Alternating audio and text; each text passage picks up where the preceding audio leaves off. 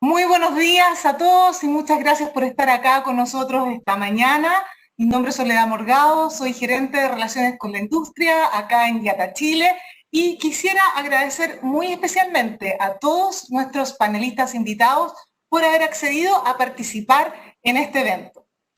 Antes de pasarle la palabra a nuestro moderador, el periodista de CNN, Sebastián Aguirre, quisiera poner un poco de contexto y recalcar la importancia de nuestro sistema aeronáutico, que es determinante en la integración de todo el territorio de su población y de Chile con el resto del mundo, facilitando el turismo, el traslado de las personas y mercancías, el desarrollo de los negocios y, por supuesto, la productividad de Chile. El transporte aéreo es un importante creador de empleo directo e indirecto. Por cada empleo en la industria aérea se crea otros 4 o 5 en otras industrias asociadas, como el turismo, el comercio, la gastronomía, la hotelería, museos, guías turísticas, etc. La gran mayoría de estas empresas son pequeñas y medianas, sustentando así 191.000 empleos. Todo esto antes de que llegara la pandemia. En los últimos meses, Chile no suspendió el transporte aéreo doméstico ni internacional y las aerolíneas han intentado mantener la conectividad siempre que la crisis sanitaria lo ha permitido, dejando las operaciones a un mínimo y colaborando además con algo que es muy importante, el abastecimiento y el traslado de insumos. Tenemos que aprender a vivir con este virus hasta que exista una vacuna y esperamos que las personas cada vez se sientan más seguras con los protocolos establecidos, tras un trabajo en conjunto entre el gobierno y la industria, recogidos en una guía desarrollada por la Organización de la Aviación Civil Internacional, que es la OASIS. Durante la crisis sanitaria, las aerolíneas y los aeropuertos han fortalecido todas las medidas de seguridad e higiene para cuidar la salud y el bienestar de los pasajeros, colaboradores en tierra y en aire, mejorando todos los procedimientos, capacitando a su personal y trabajando con las autoridades. Los vuelos que se han operado durante todo este tiempo han permitido poner en práctica todos estos protocolos de bioseguridad. Y es por eso que hoy estamos aquí. Sean todos muy bienvenidos a este seminario. Sebastián, te dejo al mando de este vuelo.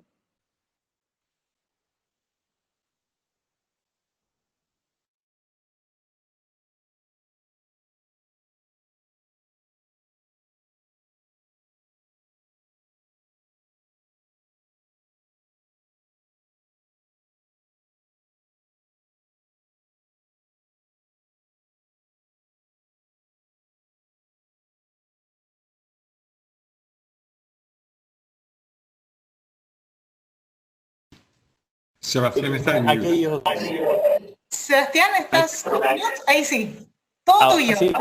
Sí, todo tuyo, al mando del vuelo. Sí. Gracias, Soledad. Nuevamente, gracias a IATA por la invitación para participar en este evento, en esta conversación con 6 fantásticos panelistas, representantes de distintos sectores, todos involucrados, por supuesto, en el desarrollo del transporte aéreo. En otro contexto les había pedido que apagaran sus celulares. En esta ocasión, dado los tiempos en los que estamos y la modalidad en la que nos conectamos hoy día, les pido más bien comprensión con aquellos impases técnicos como el que acaba de ocurrir, por ejemplo, y también con esos ruidos que se suelen colar en estas reuniones telemáticas, los gritos de algún niño por ahí, el timbre que suena en la oficina, el teléfono, en fin, cosas que van a seguramente marcar también esta conversación porque es parte de la nueva dinámica a la que estamos acostumbrándonos. Tenemos 6 fantásticos invitados a esta conversación y vamos a presentarlos de inmediato para luego dar paso a este diálogo, a este panel, para hablar respecto al despegue de Chile y el del transporte aéreo. Primero quiero darle la bienvenida a la ministra de Transportes de Chile,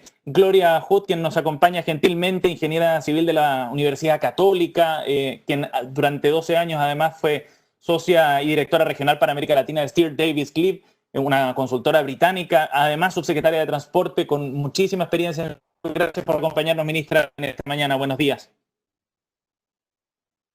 Bien, también nos acompaña en el día de hoy el subsecretario de Turismo, José Luis Uriarte, abogado de la Universidad de los Andes, magíster en políticas públicas de la Universidad del Desarrollo, con más de 20 años de experiencia en el sector. Gracias por habernos acompañado hoy, subsecretario. Muy amable por estar con nosotros.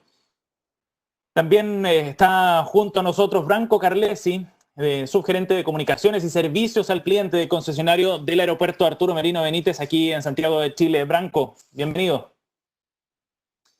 Están con nosotros también en el día de hoy, en esta jornada, Wilson Casas, director de generación de aire de Airbus, ingeniero mecánico especializado en sistemas de energía de la Universidad Tecnológica de Hamburgo, doctor en termodinámica y aire acondicionado, más de 14 años de experiencia en la industria que sin duda van a aportar muchísimo a esta conversación. Wilson, bienvenido, buenos días.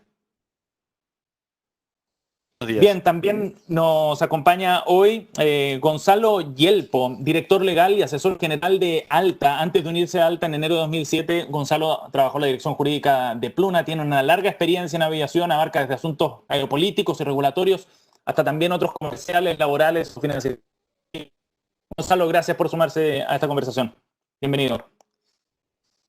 Y queremos dar la bienvenida también, por supuesto, a Peter Cerdá, vicepresidente regional para las Américas de IATA, ocupa el cargo desde el año 2013, vasta experiencia en la industria adquirida durante más de 27 años en la aviación. Nos acompaña también en esta jornada. Peter, gracias por acompañarnos y por es el anfitrión también de este evento.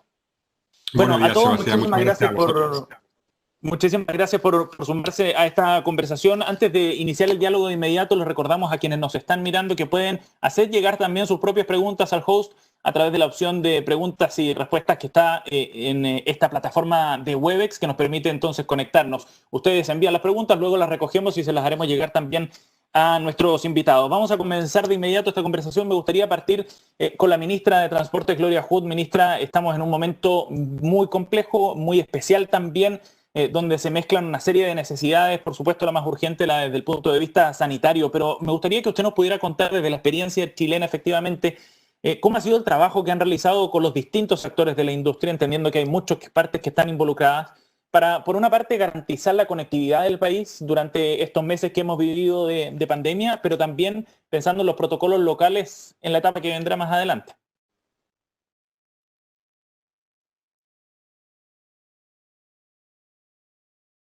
No la escuchamos, ministra, si es que es posible.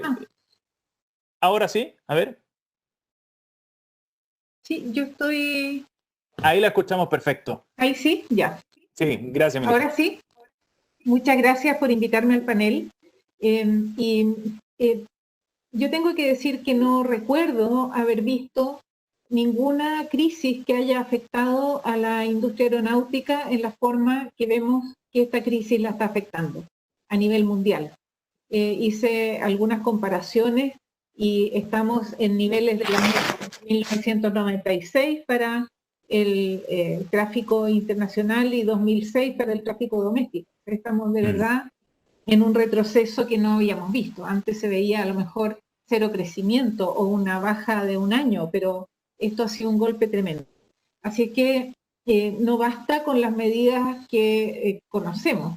Aquí ha habido, por ejemplo, suspensión de vuelos completos de aerolíneas enteras. Y lo que hemos hecho principalmente es trabajar en forma coordinada con las aerolíneas, buscar maneras de aliviar las necesidades, por ejemplo, de caja inmediata, postergando algunos pagos. Hemos tratado de fortalecer la conectividad en una forma de conversación,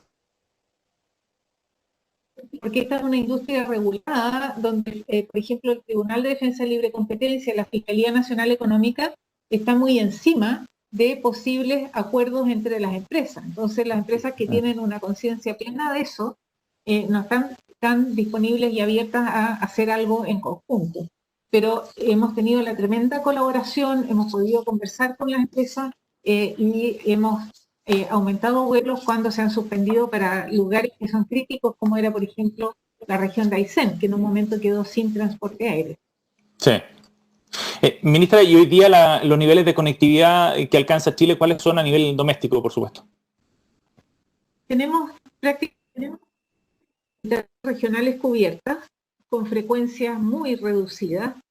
Hay regiones que tienen un vuelo semanal, pero también la demanda está en esos niveles.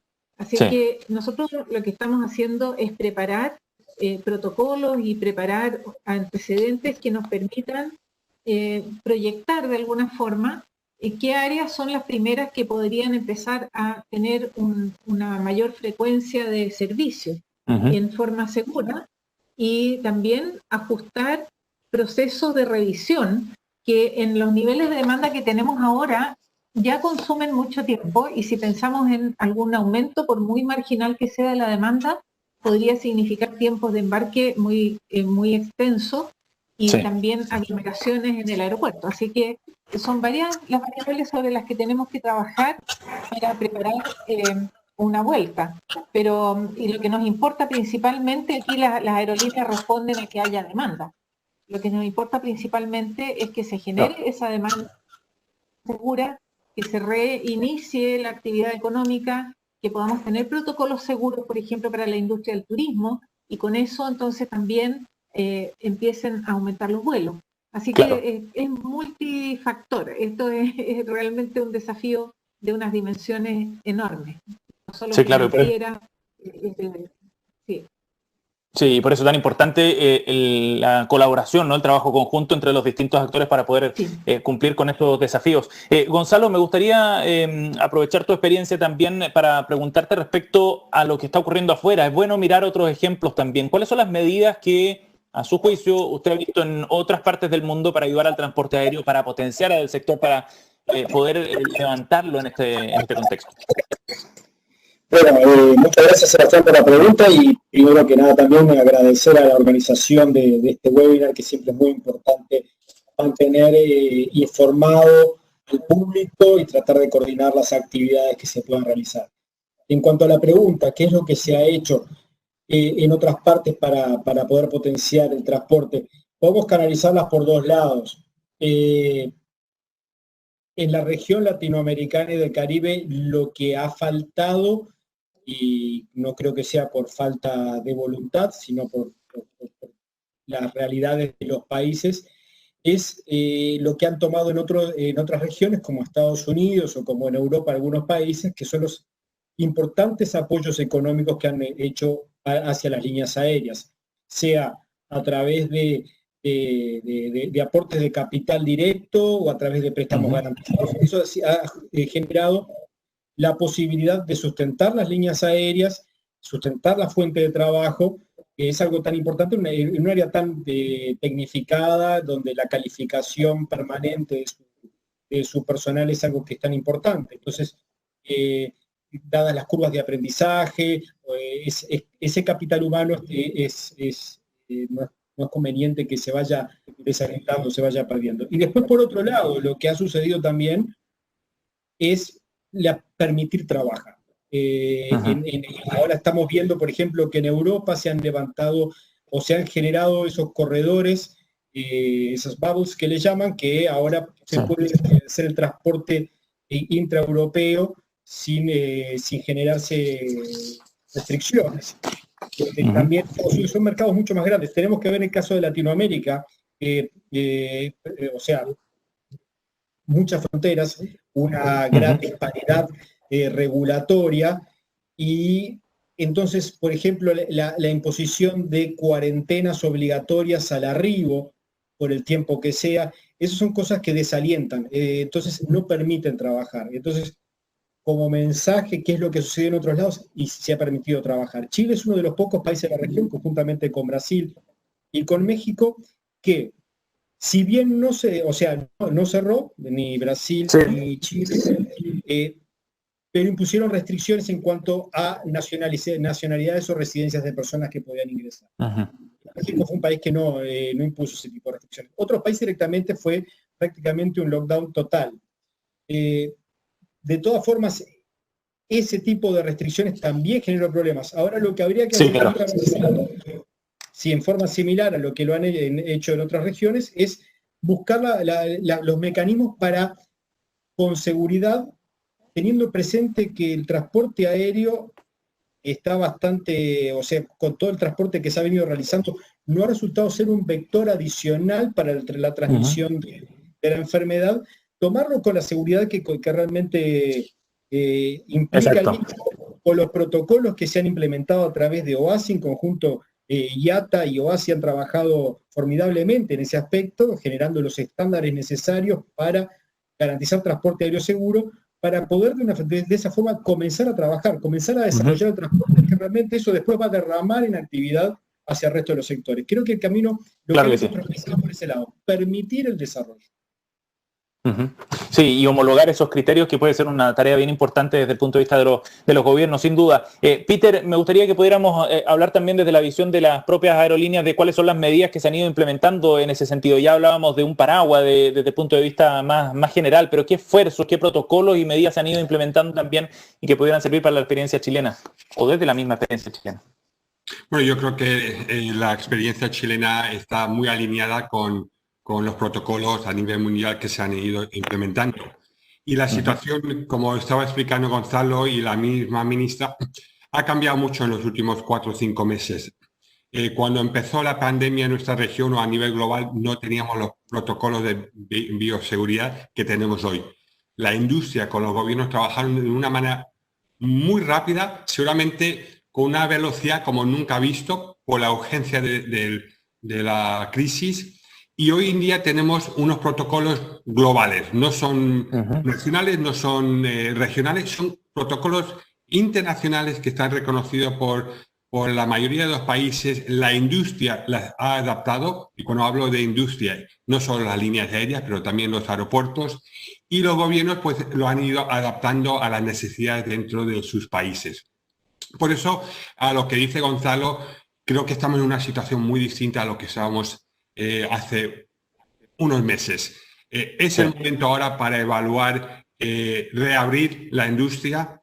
La industria tiene estos protocolos que nos permite no garantizar 100%, pero nos da un gran nivel de confianza que el transporte aéreo puede transportar pasajeros de una manera segura, eficiente, asegurando que solo esos pasajeros que estén en condiciones de volar serán permitidos a volar. Y para eso estos protocolos ponen mucho más responsabilidad al pasajero, pero también, como habrán visto los aeropuertos, las mismas líneas aéreas han implementado con tecnología, procesos, el requerimiento de llevar las mascarillas prácticamente todo el tiempo, desde el momento que tocan el aeropuerto hasta el punto que terminan su viaje. Y por eso, nuevamente, creemos que es el momento de poder reabrir de una manera segura. Es posible que tengamos que hacerlo con los corredores, como ha mencionado Gonzalo, como una primera alternativa. Peter. Sí, y bajo qué criterios es posible la siguiente etapa. ¿Qué significa para ustedes, por ejemplo, pasar a ese siguiente nivel de apertura? Bueno, la primera, lo dijo Gonzalo, tenemos que empezar a eliminar las restricciones. Restricciones, cierre de fronteras o procesos de cuarentena. Hemos visto muchos países, incluso América Latina, que han abierto sus fronteras, pero exigen un proceso de cuarentena de 2 semanas. Y obviamente eso no va a estimular la confianza. Yo creo que aquí una palabra muy importante es la confianza del consumidor, del viajero, que se siente confortable a salir de su casa, de su ciudad, y subirse a un avión y se sienta que me estoy subiendo en un avión y me va a transportar de una manera segura. Y eso es lo que tenemos que establecer. Pero si tenemos cuarentenas, eso no va a estimular el pasajero que empieza a viajar. Sí. Gracias, Peter. Me gustaría que abordáramos la perspectiva del pasajero, precisamente, que es un tema que ya han puesto sobre la mesa ustedes, y desde la perspectiva de la operación de los aeropuertos. Branco Carlesi nos puede contar sobre eso, desde la experiencia en particular del aeropuerto Arturo Merino Benítez, de la concesión de nuevo Pudahuel. Branco, en ese sentido, ¿han existido grandes cambios para los pasajeros en la forma de viajar en los últimos meses? ¿Y cómo lo perciben ustedes desde la disposición y la reacción de los pasajeros al momento de llegar al aeropuerto? Hola, Sebastián. Bueno, agradecer la invitación y recordar que esta concesión es parte del Grupo de Aeropuertos de París y de Vinci Concessions, es decir, en conjunto manejamos más de 70 aeropuertos en el mundo y eso nos ha permitido tener las mejores prácticas. Permiten resumir un poco las prácticas y las cosas que hemos utilizado en el aeropuerto de Santiago. Por ejemplo, hace más de un mes tenemos más de 4.600 calcomanías de distanciamiento. El uso de mascarilla es obligatorio en todo el terminal. Tenemos más de 70 dispensadores de alcohol gel. Algo interesante para Chile que lo pueden utilizar otros países. Tenemos superficies de cobre en los check-in porque el virus vive 2 horas máximo sobre el cobre versus 48 horas como el plástico, por ejemplo. La DGAC, que ha hecho un trabajo maravilloso, y recordemos que aeropuertos de Chile son manejados 100% por la DGAC, están midiendo la temperatura con cámaras especiales. Hemos separado los asientos en las zonas de embarque, acrílicos de separación para que los counters no haya contacto físico. También los con etiquetado de maletas para que no haya contacto con el agente de la aerolínea, desinfección de los buses, y hay una fiscalización por parte del servicio al cliente del uso de la mascarilla y también del distanciamiento social, porque hay muchas personas que no lo cumplen. Y es importante también decir que cuando se abran los aeropuertos, las tiendas, por ejemplo, tienen que tener su cuidado, y nuestra gerencia comercial está trabajando con una certificación con la empresa Enor. Y además hay que realmente nombrar al trabajo de las aerolíneas como la TAM, Sky, JetSmart, que han mantenido los vuelos domésticos, y agradecer a Iberia, Air France, Delta, American Airlines, que han logrado también mantener vuelos internacionales. Ahora, hay algo que es fundamental y que hemos visto que está fallando en algunos procesos de los aeropuertos que tenemos experiencia internacional. Los pasajeros no refuerzan o no cumplen mucho la distancia física. Tenemos muchos comentarios en redes sociales, por ejemplo, cuando hay un check-in que son 280, 300 personas, que es usual, y dicen tumulto en el aeropuerto. Hay que tener cuidado porque que tengamos todas estas medidas no quiere decir que no van a haber filas de espera. Pero si cumplimos con las medidas que nos dice la autoridad sanitaria, los aeropuertos pueden seguir funcionando. Y ahora los pasajeros que no estén dispuestos a estas nuevas medidas, entonces deberían directamente abstenerse de volar. Eso es importante. Hoy día no debe volar los derechos como responsabilidades de los pasajeros es fundamental. Ahora, decía muy bien la ministra Hood y también Yata, cada 1 millón de pasajeros se crea 4.500 empleos. Es por eso la importancia de renovar el tráfico aéreo, y además Chile, a diferencia de otros países, ha tratado de mantener los vuelos domésticos, y eso ha permitido entonces tener una práctica de qué es lo que va a hacer en el futuro el vuelo finalmente internacional y también doméstico. Claro, y eso es importante, la experiencia no solo en el aeropuerto y garantizar esa seguridad para los pasajeros, sino también a bordo. Y en ese sentido me gustaría preguntarle a Wilson Casas, director de generación de aire de Airbus, respecto a cómo funcionan esos protocolos sanitarios y la parte, digamos, más técnica para garantizar esos espacios limpios, seguros a bordo de las aeronaves, Wilson. Sí, claro, gracias por la pregunta. Mira, primero tenemos que entender un poco cómo funciona el sistema de aire acondicionado del avión. Al avión se le introduce, o sea, el aire que respiramos en la cabina es 50%, la mitad de ese aire es aire externo, aire puro, que está libre de cualquier virus o de bacterias. Porque este aire pasa primero por unas maquinarias en el avión, se extrae de las turbinas del avión, después que ha sido calentado a más de 250 grados, entonces este aire es limpio. Este aire se une antes en una unidad de mezclaje, antes de entrar a la cabina, con aire que se recircula en la cabina, y este aire que se recircula es filtrado. Se filtra por medio de filtros de alta pureza llamados EPA por sus siglas en inglés, High Efficiency Particulate Arresters, que tienen una eficiencia del más del 99,9% para separar estos virus, estas partículas de aerosoles en las que va el virus. Entonces todas estas se quedan en el filtro. Al final el aire que se entrega a la cabina es aire puro, exterior, y aire que ha sido filtrado completamente a través de estos filtros, que son los mismos que se usan en espacios hospitalarios. O sea que proveemos de por sí con un aire de una alta calidad. Sí. Ahora, cuando vemos cómo entra el aire a la cabina, esto también es un punto importante.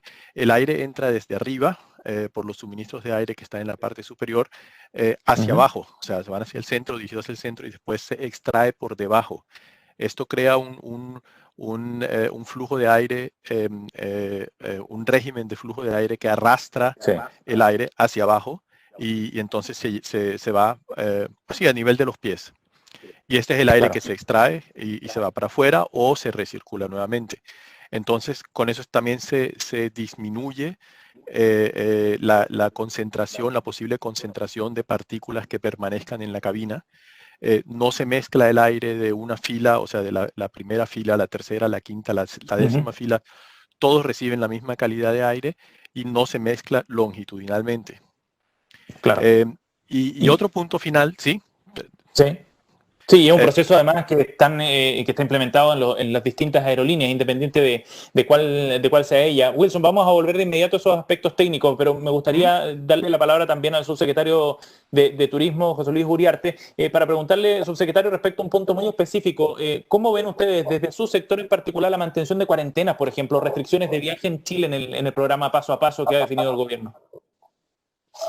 Bueno, primero saludar a todos los presentes, a la ministra, ¿cómo está? A todos los participantes, muchas gracias por esta oportunidad. Bueno, yo creo que es importante a la hora de ir comparando las distintas medidas, ser consciente de la etapa en la que se encuentra cada país. Porque si a mí me dicen, por ejemplo, que los primeros 14 días de mis vacaciones van a tener que ser en cuarentena en el país de destino, obviamente suena algo sin sentido. Pero la situación en la que está Chile y gran parte de Latinoamérica hoy día es la situación en la que estaban países como Europa hace varios meses atrás. Entonces, la situación de la cuarentena de 2 semanas es una situación cuando las fronteras chilenas están aún cerradas. Y quienes pueden venir a Chile son por motivos excepcionales o porque son chilenos o residentes de Chile que están volviendo a donde viven, ¿cierto? Sí. Pero nosotros no estamos en una situación en donde digamos algo tan contradictorio como vengan a Chile, las fronteras están abiertas, pero quédense encerrados los primeros 14 días en nuestro país. Entonces, yo creo que hay que ir comparando las medidas que se van tomando en relación a la etapa que estamos viviendo, ¿sí? Entonces, evidentemente, en este proceso, paso a paso, lo primero que vamos a vivir en este país, como se ha vivido en todos los países, es primero una movilidad intrarregional dentro del país, luego una ya más nacional, para finalmente abrir la frontera y poder recibir gente de otras partes del mundo, cuestión que a todos nos interesa. Pero eso va a ocurrir cuando las condiciones sanitarias internas del país así lo permitan. Y obviamente las medidas de restricción que se toman en los distintos pasos son distintas a las que estamos viviendo hoy día. Claro que sí.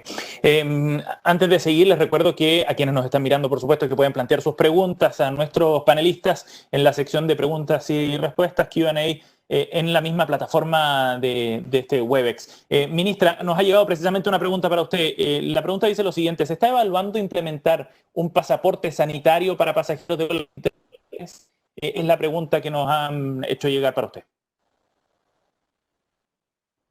No la escuchamos, ministra. Perdón. Ahí.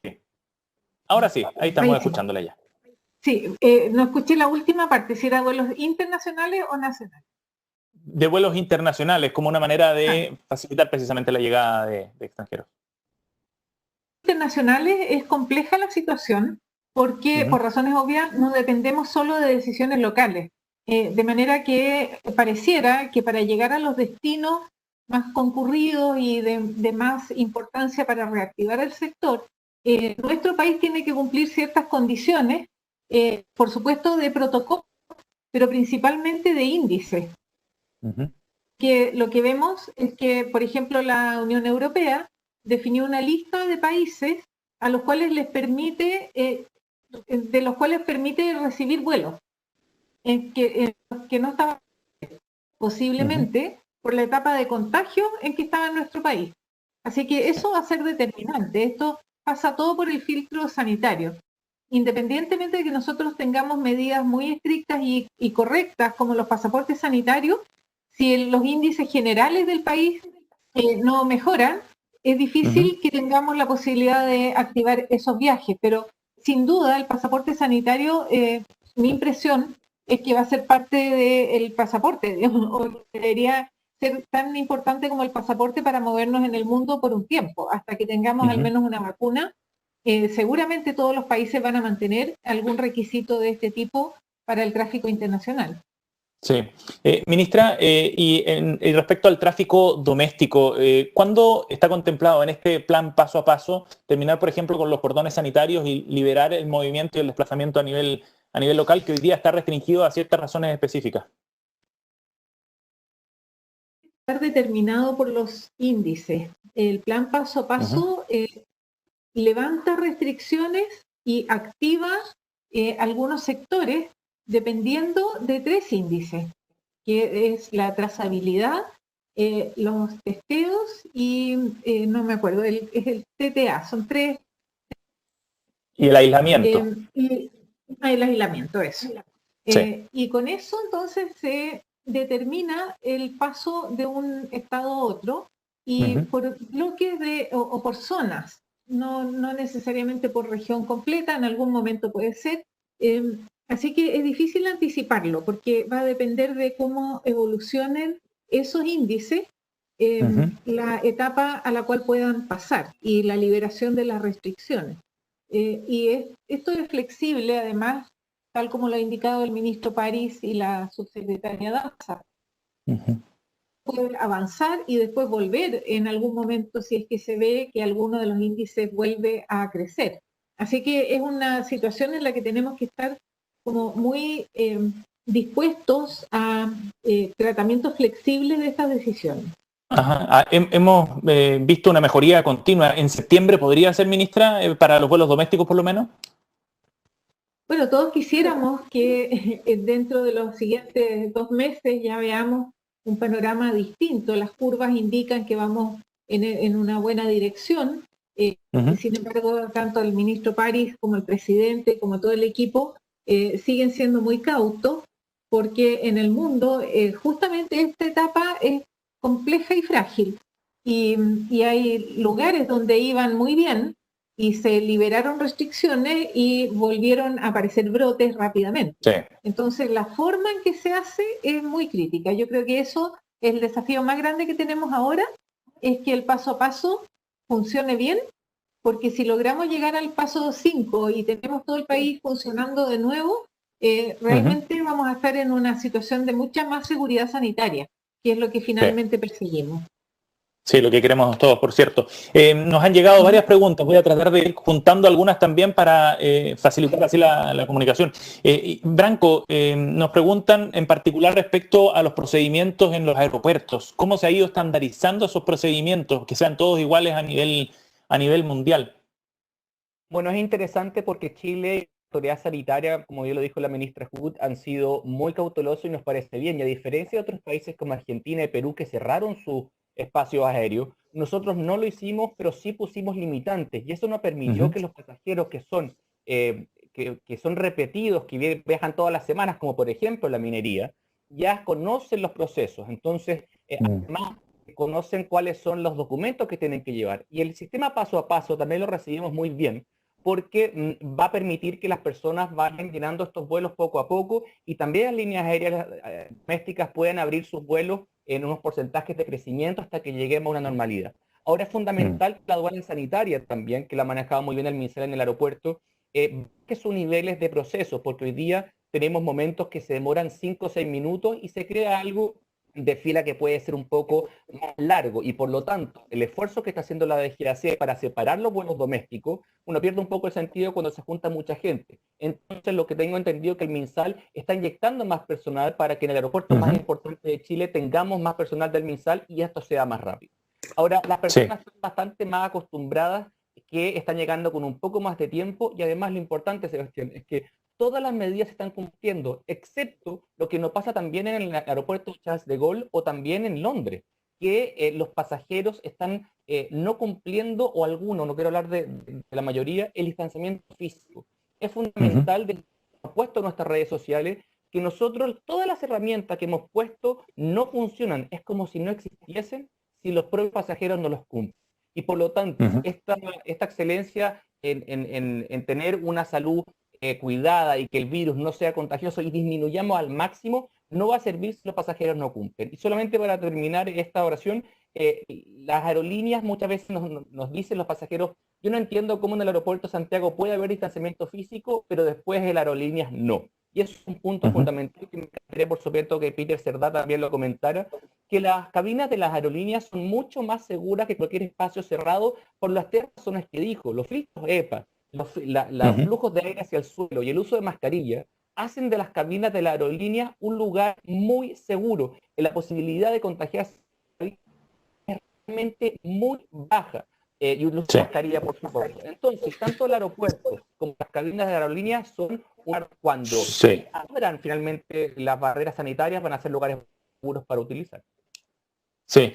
Peter, me gustaría que abordáramos también un punto que planteaba la ministra Hood respecto a lo que viene y a las etapas a implementar más adelante, con la necesidad de flexibilizar, decía la ministra, para aplicar nuevas restricciones en caso de que los indicadores sanitarios así lo requirieran, en caso de rebrote fundamentalmente, que ya se han visto por lo demás en otras partes del mundo.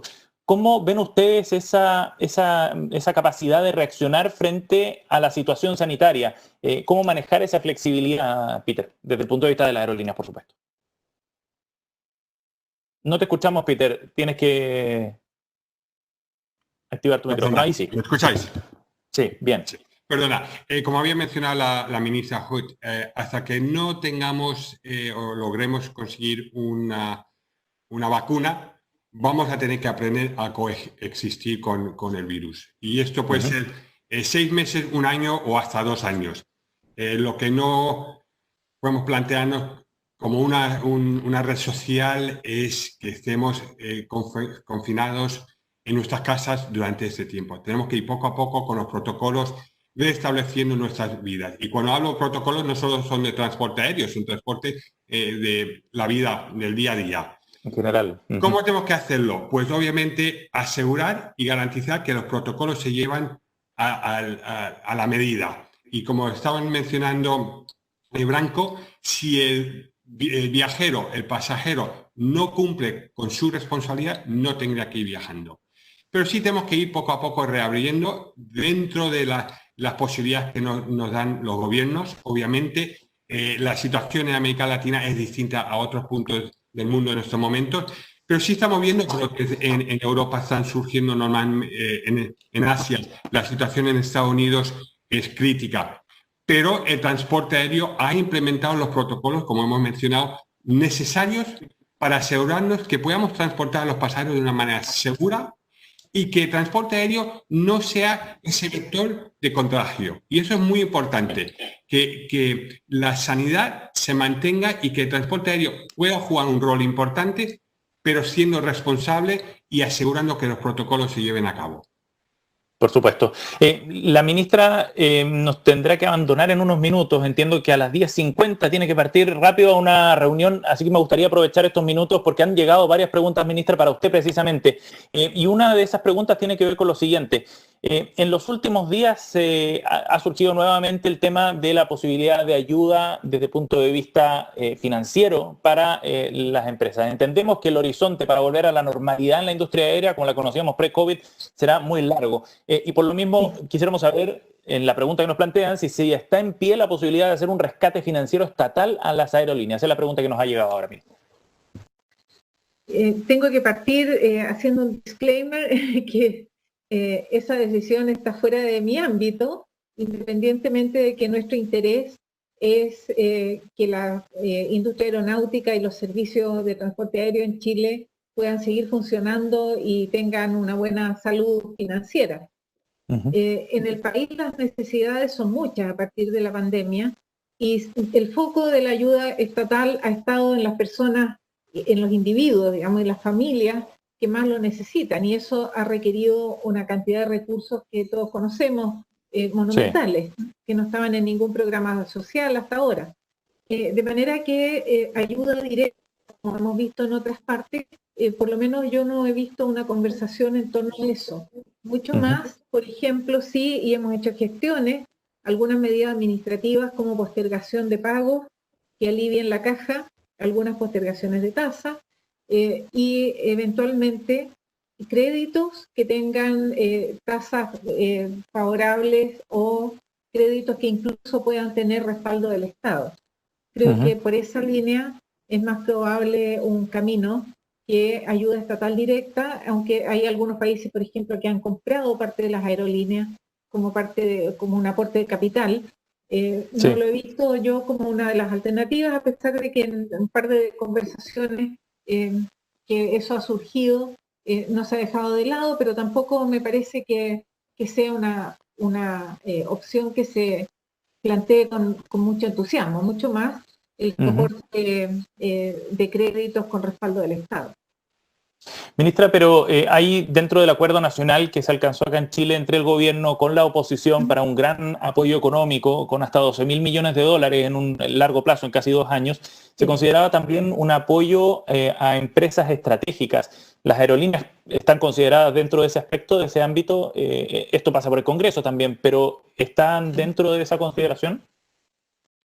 El acuerdo es bastante amplio y si me pregunta es más bien un juicio personal, creo que sí, creo que la conectividad ha sido indispensable, especialmente durante esta crisis, y es lo que ha permitido que todos podamos seguir funcionando en los niveles que lo hemos hecho, tanto el transporte terrestre como lo que hemos logrado mantener en conjunto de transporte aéreo.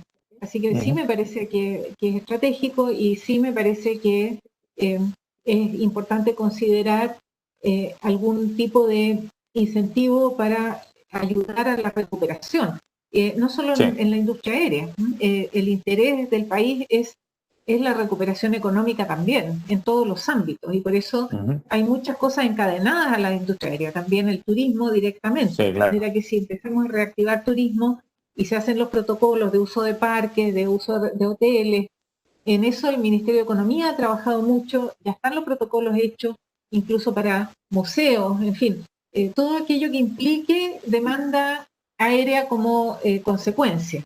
Así que esperamos que una combinación entre acceso a recursos con algún respaldo del Estado e incentivos a la demanda pueda ser una inyección de energía para recuperar la industria.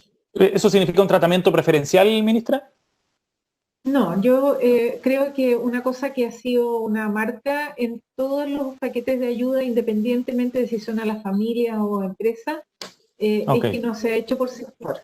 Han sido ayudas generales y con ciertos requisitos que personas o empresas tienen que cumplir, pero no ha habido líneas sectoriales, como digo, específicas, un rubro.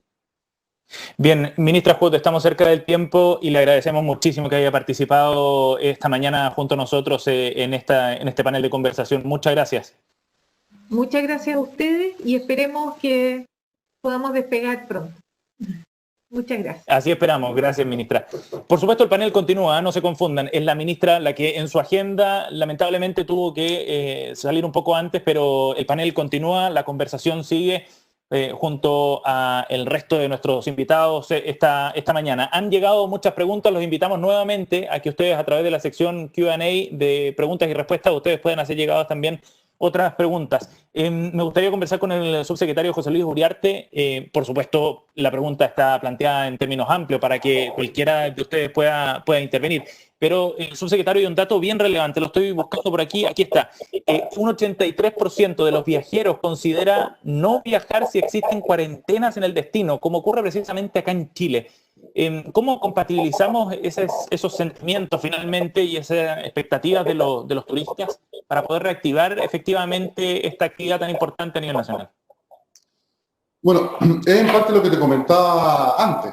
Es evidente, y yo, si a mí me hicieran esa encuesta y me preguntaran si yo iría a un país en el que los primeros 14 días de aterrizado en ese país tuviera que estar encerrado en una residencia sanitaria, yo a esa encuesta contestaría que no tendría muchas ganas de viajar a ese país.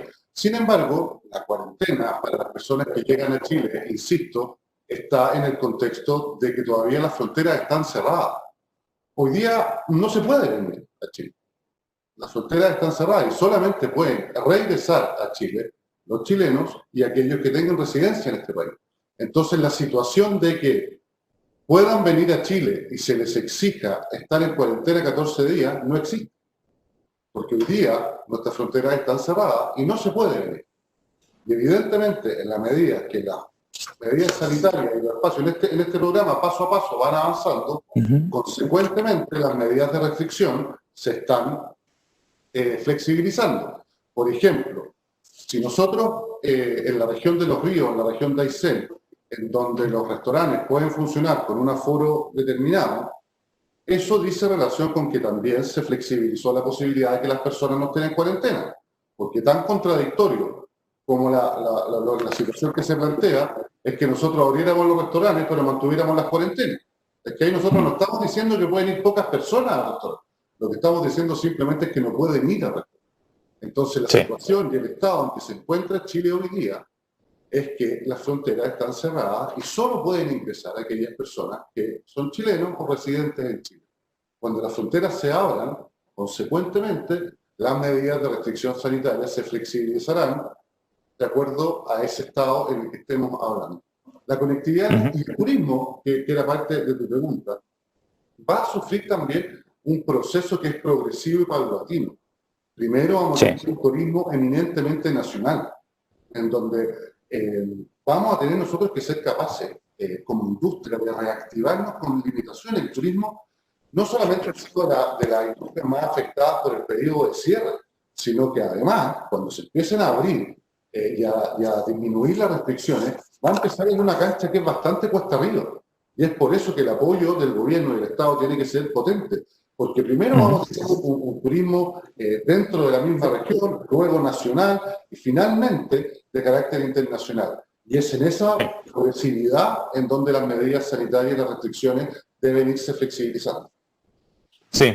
Gonzalo, adelante, sí. Justo te iba a preguntar a ti, pero adelante. ¿Querías agregar algo?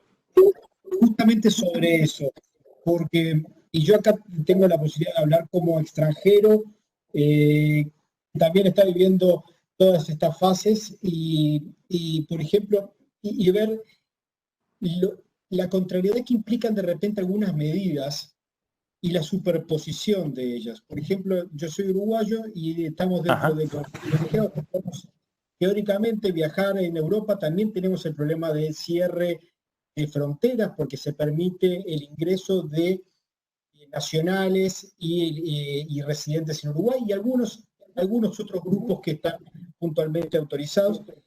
Pero, por ejemplo, ahí vemos el tema de la superposición de medidas. ¿Por qué? Porque se le pide en origen, previo al embarque, el test PCR negativo, pero después se le suma una cuarentena en diferentes condiciones, pero que una de cuarentena puede ser de 7 a 14 días cuando llega a Uruguay. Ahí tenemos una superposición de medidas que no tienen racionabilidad. Podría ser un test PCR al momento de la llegada y descartar cualquier problema. O sea, hay diferentes tipos de test, se están haciendo cada vez más factibles, como bien mencionaba Peter, es una situación que ha mudado mucho desde que comenzó. Realmente se ha avanzado muchísimo en todo lo que son los testeos, en el conocimiento de la enfermedad, en el conocimiento de cómo evoluciona, saber en qué lugares se contagia, en qué lugares no se contagia. No la certeza absoluta, pero un estudio de probabilidad. Entonces, la verdad, como industria, este tema de las cuarentenas a la llegada parece indicar que no tiene razonabilidad. Y aquí me permito disculpar un poco, porque creo que es el gran freno que va a tener esto, que aparte afecta casi el 12% de los empleos en Chile. O sea, acá hay un sector de actividad muy importante que está siendo afectado por este tipo de medidas. Entendemos que dos cosas. Uno, que hay una presión del público muy fuerte. Yo el otro día veía en las redes sociales una discusión que se daba aquí en Uruguay en particular, que era una sala de teatros vacía, porque los teatros todavía no están habilitados para operar, y una cabina de aeronave absolutamente llena. Decía, ¿cuál es la razonabilidad de todo esto? Bueno, habría que entrar a explicar, como explicaba perfectamente Wilson, funciona los filtros de aire, cuál es el tipo de aislamiento que existe a bordo de una aeronave. Este mensaje tiene que llegar al público. Pero de efectivamente, esa forma, convenciendo al público, van a tener mayor posibilidad. Los políticos, que son quienes permanentemente les están golpeando el hombro, le están exigiendo que tomen medidas, porque la gente tiene miedo. La realidad es que la gente tiene miedo, entonces hay que llegar con el mensaje a la gente para que comprendan que este medio es no solo vital para la economía, sino que no es un vector adicional para el contagio de la enfermedad. Sí, y en este sentido, Wilson, respecto a esas decisiones que se van adoptando y a cómo hacerlas más homogéneas, nos ha llegado una pregunta también bien interesante respecto al tema del distanciamiento social dentro de los aviones. Con respecto a esto, ¿por qué no es obligatorio, nos pregunta uno de los asistentes, dejar el asiento del medio vacío en los aviones para prevenir el COVID? Sí, de hecho es una pregunta que se nos hace muy frecuentemente. Me imagino. Como ya te había explicado antes, así como funciona el sistema de aire acondicionado del avión, tenemos varias cosas que son muy importantes, que son el flujo de aire de arriba hacia abajo, que se lleva los aerosoles y las impurezas. Tenemos los filtros EPA, que capturan también los virus, bacterias y todas las demás impurezas. Tenemos también el hecho de que intercambiamos el aire completamente de todo el espacio del volumen de la cabina cada 2 a 3 minutos. Esto es mucho más que en cualquier otro medio de transporte terrestre, como también de espacios como en salas de teatro, de cine, en hospitales es hasta 10 veces, es hasta en 10 minutos. En oficinas hasta 20 minutos, o sea que la calidad de aire simplemente es mucho mejor que en comparación con otros espacios, como Branco también ya lo había mencionado. Entonces, todo esto nos lleva a la conclusión de que la calidad de aire es igual, es la misma y no ofrece ninguna ventaja dejar la silla del medio vacía, no tiene ningún beneficio. Bastaría solo con la mascarilla y con el recambio del aire. Sí. Wilson, ¿querías agregar algo? Sí, sí, Sebastián, muy importante el uso de la mascarilla. O sea, al final la seguridad es la suma de todos los protocolos y también de la parte técnica del avión, ¿no? Lo que ya te mencioné, pero el uso de la mascarilla como parte del protocolo es primordial para evitar que de entrada una gran cantidad de concentración de virus se pueda crear. Sí, claro. Y el cumplimiento ha sido bastante alto, al parecer, respecto a esa en particular. Peter, y volviendo al tema de la posibilidad de liberar el asiento del medio, eso me imagino que también tendría un impacto desde el punto de vista de los precios, ¿no? Eso tendría un impacto desde el punto de vista del valor de los boletos.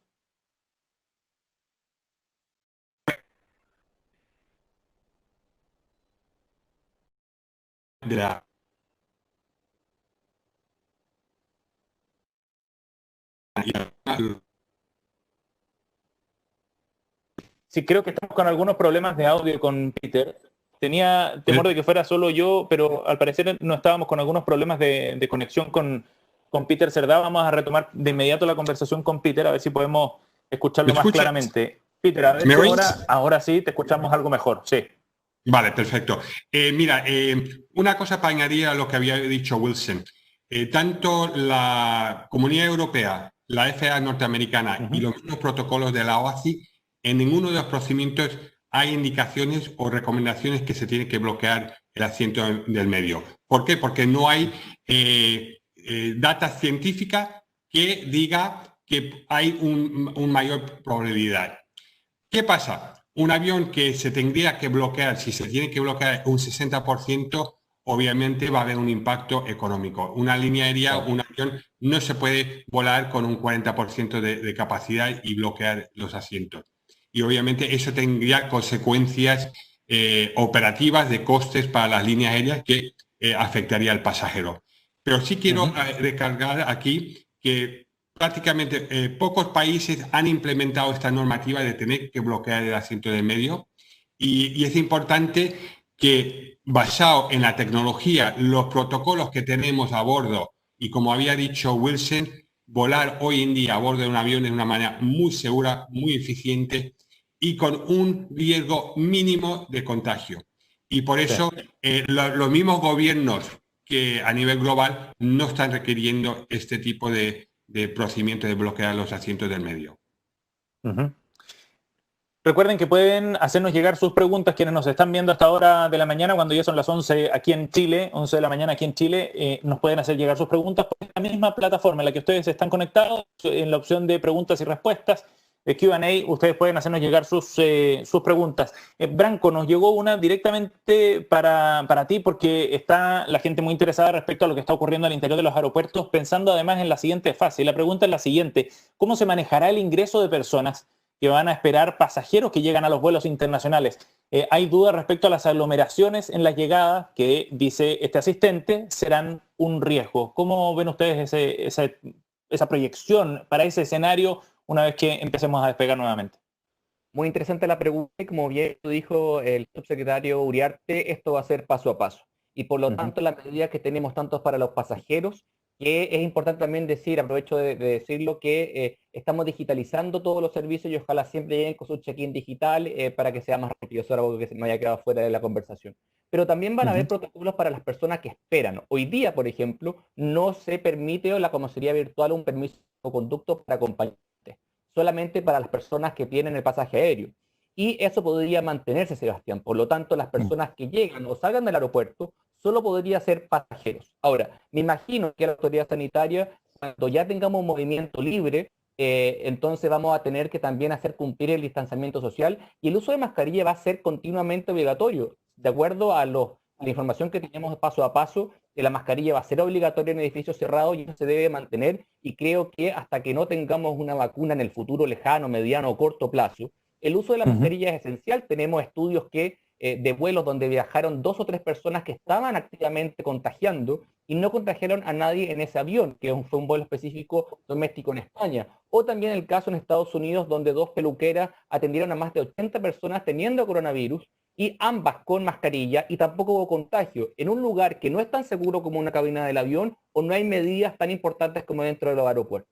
Por lo tanto, la autoridad sanitaria nos permita abrir y bajar las barreras, nosotros igual vamos a tener protocolos en el aeropuerto, pero de nuevo, es fundamental. Si nosotros tenemos que estar constantemente fiscalizando, porque hay personas que no lo cumplen, no cumplen la distancia social o física, entonces no es posible que nos ayuden. Entonces también hay deberes, pero hay derechos y también deberes que deben cumplir los pasajeros y las personas que están dispuestas a volar para que esto sea seguro. Sí, Branco, y en ese sentido el uso de tecnología será más intensivo, me imagino, en todos los procesos, ¿o no? En todos los procesos. Por ejemplo, hoy día no hay proceso que tenga contacto físico. Las personas llegan con su check-in en el celular o en cualquier forma digital y además autoetiquetan la maleta, no hay contacto físico con el agente de la aerolínea. Luego, en la zona de embarque tenemos separados todos los asientos y las aerolíneas están haciendo el abordaje por grupos pequeños de a 10. Y también, como muy bien lo dijo Peter Cerdá y también Gonzalo Yelpo, las aerolíneas dentro de la cabina es un lugar mucho más seguro. Y efectivamente las personas tienen susto porque no tienen el conocimiento técnico y es muy entendible. Pero también hay que comprender que las aerolíneas y los aeropuertos son lugares más seguros y yo, por ejemplo, viajaría sin ningún problema dentro de una aerolínea o estaría dentro de un aeropuerto porque sé que son lugares más seguros. Sí. Para Wilson nos ha llegado una pregunta. Wilson dice lo siguiente: ¿es posible poner números efectivamente a este riesgo mínimo de contagios en aviones según las medidas adoptadas? ¿Cuál es el riesgo en términos porcentuales, por ejemplo, de posibilidades de contagio? Branco ya nos ponía 2 ejemplos de estudios, uno en España, el otro en Estados Unidos, pero ¿hay cifras para aterrizar un poco lo que tú ya nos explicabas en comentarios anteriores? No hay cifras que puedan cuantificar en porcentaje cuál es el riesgo, ¿no? Sí, entiendo que sí hay datos respecto, por ejemplo, al número al porcentaje, digamos, de impurezas que puede captar el filtro, ¿no? Al interior de una de las cabinas. Sí, la eficiencia del filtro es muy clara, es del 99, de más del 99,9%. Eso quiere decir que prácticamente después de pasar por el filtro el aire no contiene virus y bacterias, ¿no? Los virus tienen un tamaño de 0.1 micrometers y esto está bien dentro del rango de la eficiencia del filtro. Bien. Para José Luis Uriarte, nuestro subsecretario de Turismo, ha llegado una pregunta también, y es un tema que ya hemos estado hablando, se empiezan a cruzar todos los temas evidentemente en esta conversación, que nos gustaría profundizar, subsecretario, y tiene que ver con la homologación de protocolos entre Chile y otros países. ¿Cómo se ha ido avanzando en ese tema? Porque parece bien importante, Gonzalo ya lo mencionaba también. Sí, eso es de vital importancia y yo creo que ahí nosotros como región latinoamericana tenemos que hacer un esfuerzo muy prioritario en ese sentido, porque tenemos nosotros que ser capaces primero de transmitir confianza y seguridad de que las cosas se están haciendo bien, pero también tenemos que ser capaces de fortalecernos como región. O sea, no puede ser que una persona porque se está cambiando, no sé, desde países, vaya encontrando distintos criterios en los distintos aeropuertos, distintos criterios en las distintas fronteras, porque eso no solamente desincentiva la experiencia, sino que porque además transmite una sensación de falta de seguridad. O sea, lo que se está haciendo en un lugar versus lo que se está haciendo en otro, ¿qué es lo mejor? ¿Por qué hay diferencia? La OEA, la Organización de Estados Americanos, tiene permanentemente un comité, una mesa de trabajo de seguridad del turismo, que normalmente, obviamente, se ha dedicado a lo que dice relación, básicamente, la seguridad respecto a la delincuencia. Sin embargo, ante este nuevo escenario, ha dado un giro para lo que dice relación con la bioseguridad. Y a nosotros como país nos toca liderar esa mesa en el esfuerzo y hemos solicitado acoplar, recibir todos los protocolos que se están tomando en los distintos países de la región latinoamericana. Y estamos haciendo el trabajo de encontrar en ellos las mejores experiencias, compararlas también con países que van más adelante que nosotros, como Europa, por ejemplo, y dar recomendaciones de buenas prácticas que permitan homologar los distintos protocolos. No solamente lo que dice relación con los aeropuertos y la industria de la aerolínea, sino que, por ejemplo, los barcos, los cruceros. Bueno, es el mismo barco el que luego de haber recalado en Perú, lo hará en Chile, después en Argentina y así. Entonces, el esfuerzo que tenemos que hacer nosotros es precisamente por encontrar las mejores prácticas, estandarizarlas y lograr homologarlas en la mayor cantidad de países. Estamos nosotros en el proceso que ya hemos recibido un montón de información de los distintos países de la región. Estamos trabajando con un experto que nos está ayudando a encontrar, como te digo, cuáles son las mejores prácticas de cada uno de estos protocolos para después finalmente hacer una propuesta de homologación dentro de los márgenes posibles. Pero sin duda alguna, los protocolos tienen que tener dos condiciones, perdona, con esto cierro. Adelante. No solamente tienen que estar bien hechos, sino que además tienen que ser aplicables. Muchas veces, ante el temor que genera una pandemia como la que estamos viviendo, el rol de la autoridad puede confundirse en que está en describir en lo más precisamente cada una de las situaciones, cada uno de los escenarios posibles. Y eso es imposible. Yo tenía un profesor de Derecho en la universidad que me decía, la ley no lo puede todo. Entonces nosotros no podemos caer en la tentación de generar páginas y páginas de regulación, de protocolo, si eso después no se puede aplicar. Entonces hay también un esfuerzo ahí muy importante en discernir hasta dónde llegan las propuestas aplicables y por lo tanto eficientes, y cuando uno pasa esa frontera y empieza a hacer cuestiones que, lejos de ayudar, van a enredar, van a complicar y van a terminar siendo ineficientes. Y es un trabajo muy importante que tenemos que ser capaces de hacer. Sí, en ese sentido, Gonzalo, hay una cuota de realismo también respecto a cuáles son las medidas que se pueden aplicar y cuáles no. ¿Y cuál crees tú que es esa importancia respecto a este proceso de homologación? Hacer lo más posible el panorama, al menos acá a nivel regional. Bueno, se ha trabajado mucho, comenzamos ya en el mes de abril, el grupo de trabajo que participaban las autoridades aeronáuticas, esto fue convocado por la Organización de Aviación Civil Internacional, y participaba también la industria, participaba la Asociación de Aeropuertos, y a ver, esto tiene varias razones por las cuales es muy importante.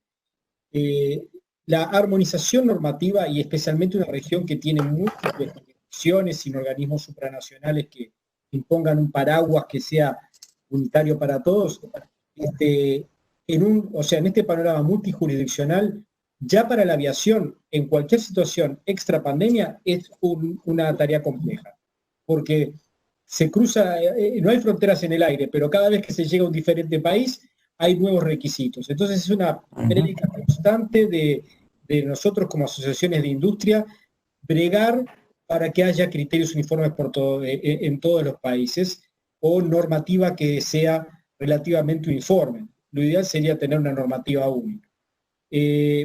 Ahora con la pandemia, no solo eso facilita todo lo que es el proceso del transporte aéreo, toda la cadena, porque va desde el parque, el aeropuerto, el vuelo, los servicios que se prestan en tierra, todos los proveedores entran a conocer qué es lo que tienen que hacer. O sea, no se piden cosas diferentes en cada lugar. Eso es importante para hasta para la gestión de los contratos puntualmente, sino que aparte le da un barniz de seguridad, una sensación de seguridad a los usuarios. A los usuarios y a los tripulantes, a todos los que participan en la cadena. ¿Por qué? Porque la duda que genera, ¿por qué si me piden este otro requisito allá y acá no me lo piden? ¿Cuál será el que es más seguro? Entonces, esto es una forma de dar seguridad y estos protocolos han sido profundamente estudiados, siguen las recomendaciones y es fundamental que no haya disparidades y que también, como mencionaba hace un rato, que no haya duplicidades.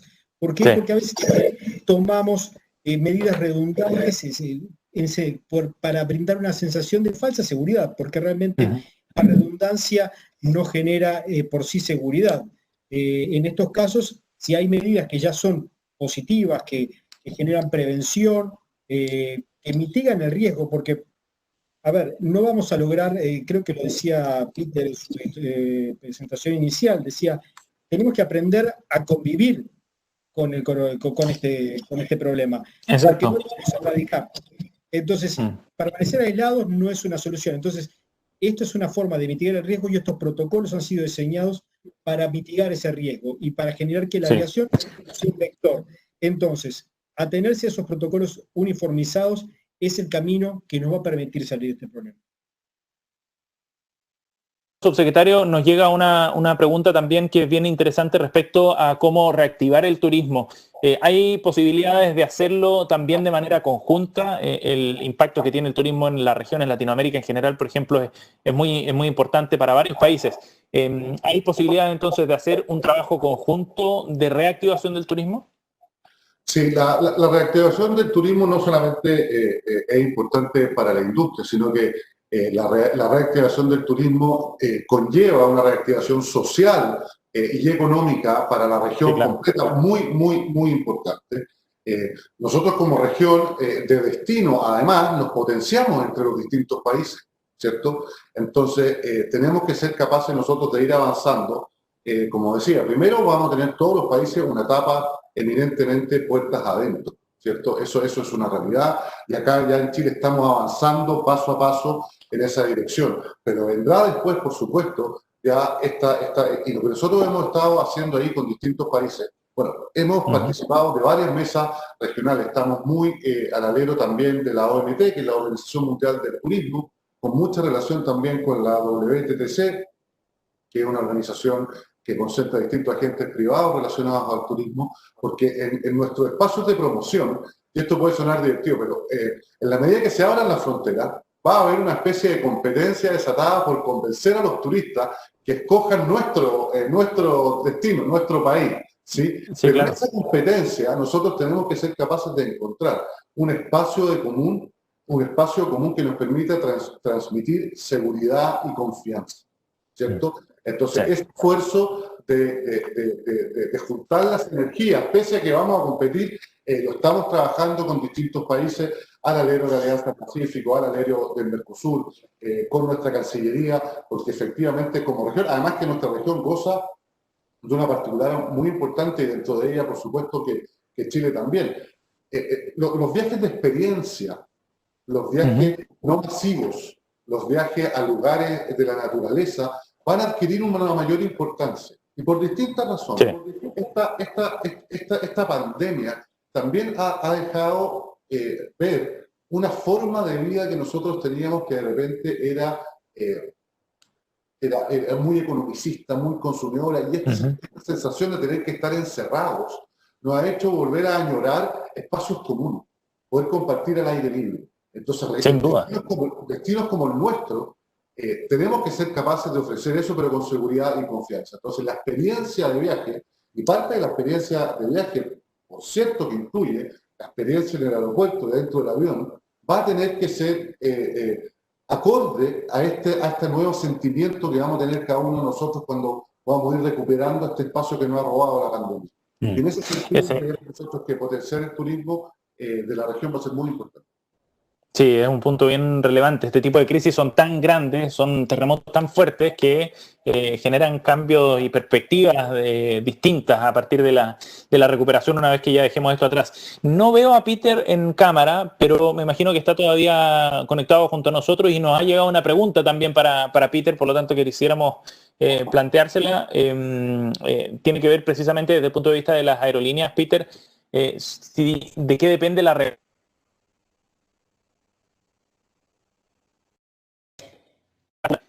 esa pregunta que nos han enviado para ti.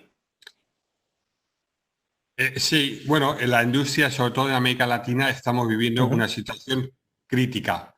En el mes de agosto serán 5 meses donde prácticamente un 90% de las operaciones regulares a nivel regional están en tierra. Pocos países han reabierto y con condiciones, como hemos estado hablando, cuarentenas, restricciones, etcétera.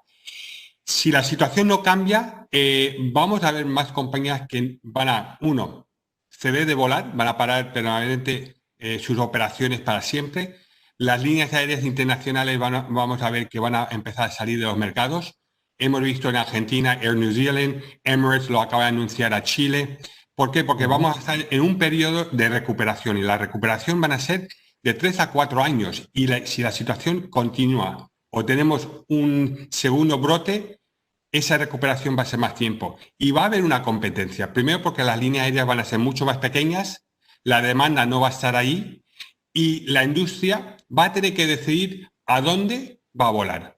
Y por eso es tan importante también que los gobiernos, y como había dicho el subministro, sean agresivos, proactivos, den confianza de venir a sus países. El país tiene que ser atractivo y tiene que ser atractivo con los protocolos que den confianza, más allá que la aviación, y que sea competitivo a nivel costes. Y allí yo creo que todos los países de nuestra región tenemos una gran oportunidad porque tradicionalmente Latinoamérica ha sido una región muy costosa, con altos impuestos, cuando lo comparas a otros países. Y eso va a ser una manera para que Chile y el resto de la región pueda ser competitivo. Reducir los costes para incrementar la demanda y las posibilidades. Si no, vamos a ver una industria mucho más pequeña en América Latina, incluido Chile, y esa recuperación, una vez que una línea aérea se va del mercado, cuesta muchos años de esfuerzo para que vuelvan al mercado. Por eso es un tema de competitividad, de costes y de confianza. Sí. Peter, y la ministra hablaba precisamente en ese sentido de disminuir ciertos costos, postergar ciertos cobros también. ¿Ustedes creen que debería evaluarse con una mirada más de mediano plazo, tratando de pensar en algo más permanente, más que una medida de emergencia? Yo creo que ahora es un tema de competitividad de Chile con sus países vecinos y con el resto del mundo. Cuando mira una línea aérea Emirates que decide salir, imagínense la conectividad que da Emirates a Chile a nivel global. Esa conectividad ahora ha desaparecido. Si LATAM tiene, o Sky, o JetSmart, tienen que reducir su capacidad, sus operaciones, eso van a ser menos vuelos de conectividad, tanto internos como externos.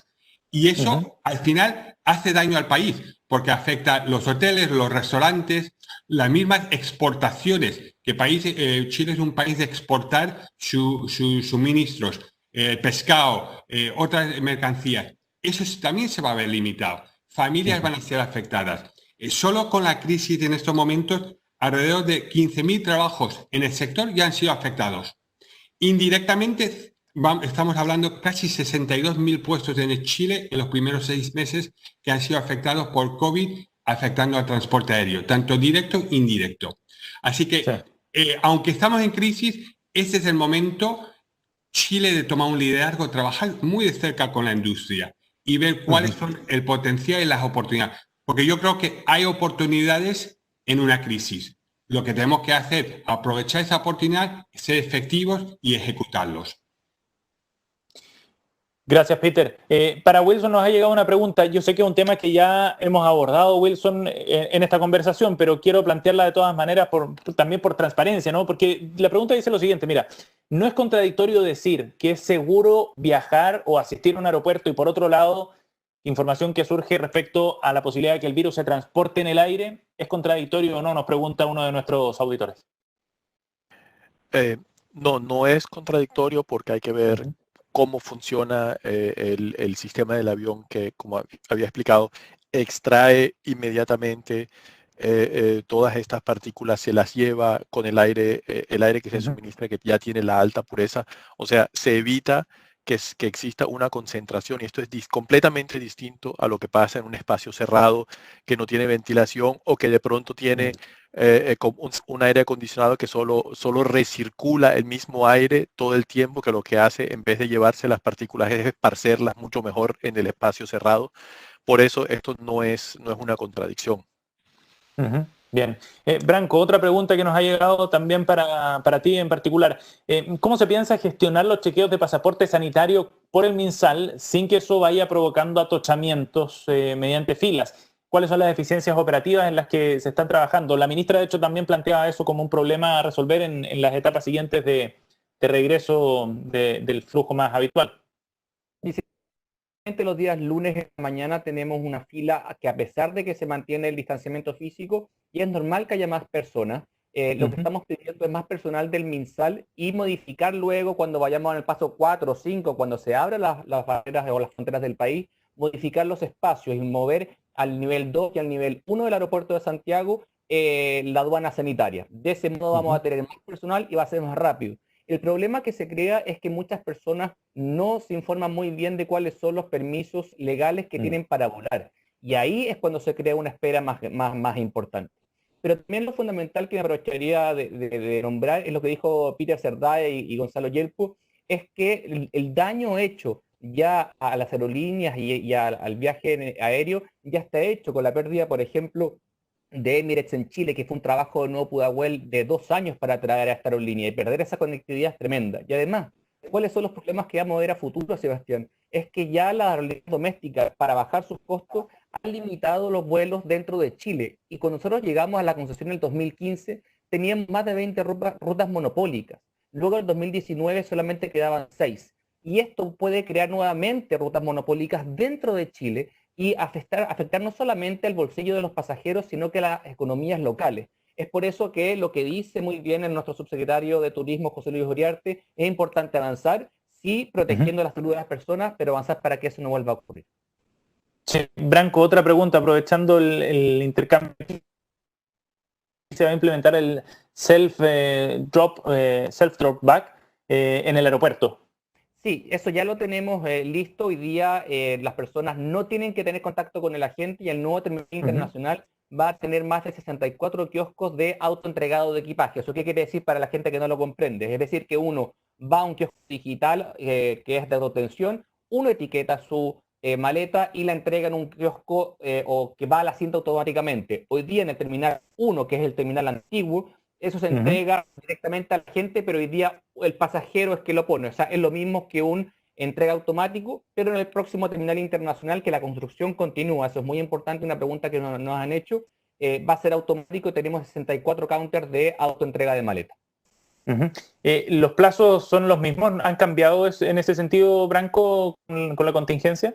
Los plazos para la construcción. Continúa, tenemos 3.300 personas trabajando. Se hizo una pausa de 2 semanas al principio para trabajar con la CEREM, con MinSal y la autoridad sanitaria, que es un infectólogo.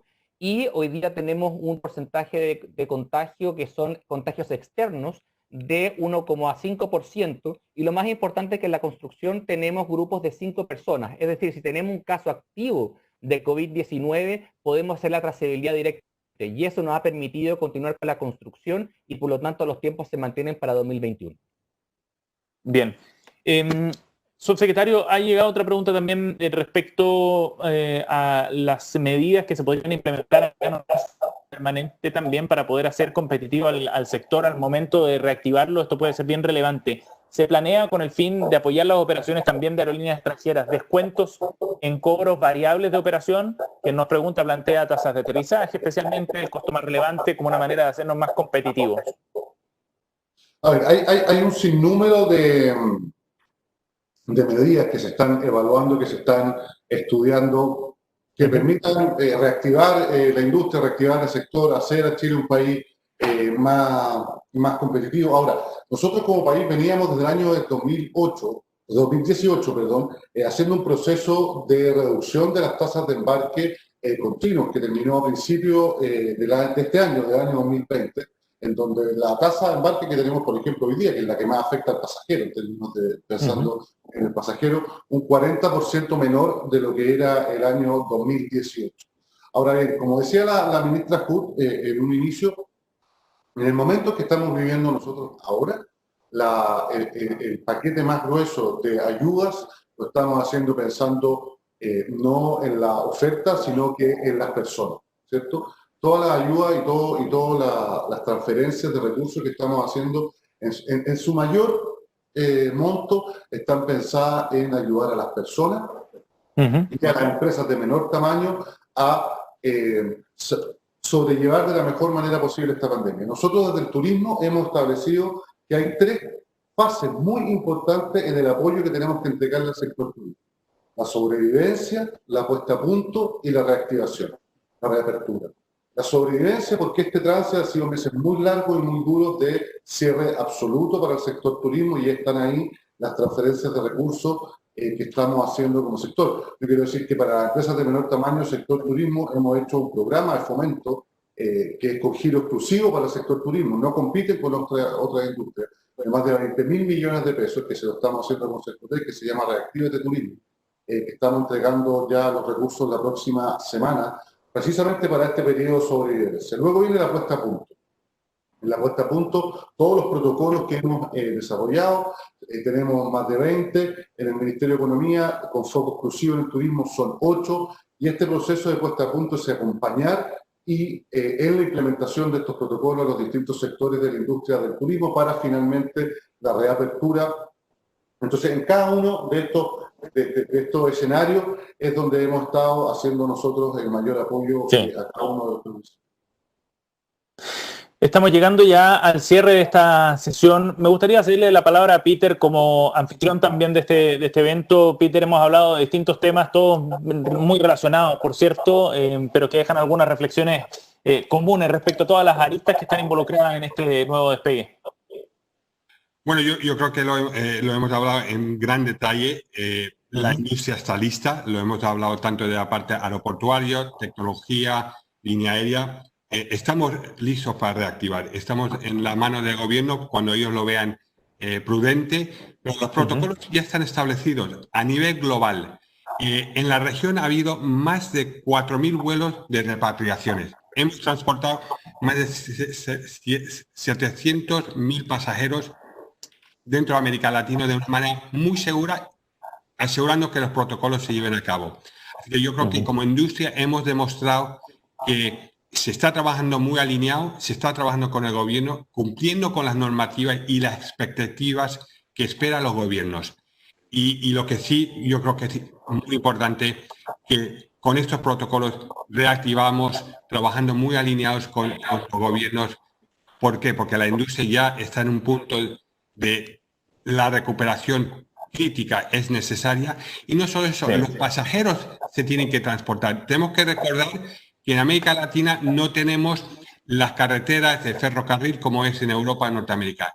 Dependemos del transporte aéreo y sin ello afecta el día a día de las familias, de las personas que tienen que conectarse, moverse y eso sí tiene un impacto social, más que económico. Así que yo creo que nuevamente la industria ha trabajado de una manera muy responsable con los gobiernos, está lista. Los protocolos aseguran que el pasajero tenga más responsabilidad, pero que también pueda viajar con mayor seguridad.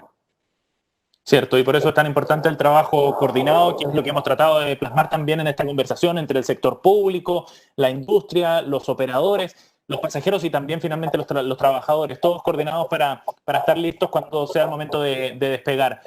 José Luis, Peter, Wilson, Gonzalo, Branco, muchísimas gracias por habernos acompañado en esta conversación de este webinar de IATA. Muchas gracias. Muchas gracias a ustedes, que estén muy bien. Gracias, gracias, por supuesto, también a los que se han conectado a esta hora desde distintos puntos. Nos llegaron muchos comentarios a través de redes sociales. Agradecemos su asistencia. Esperamos que hayan disfrutado y aprovechado de este espacio. Que tengan un excelente viernes y un buen fin de semana. Gracias.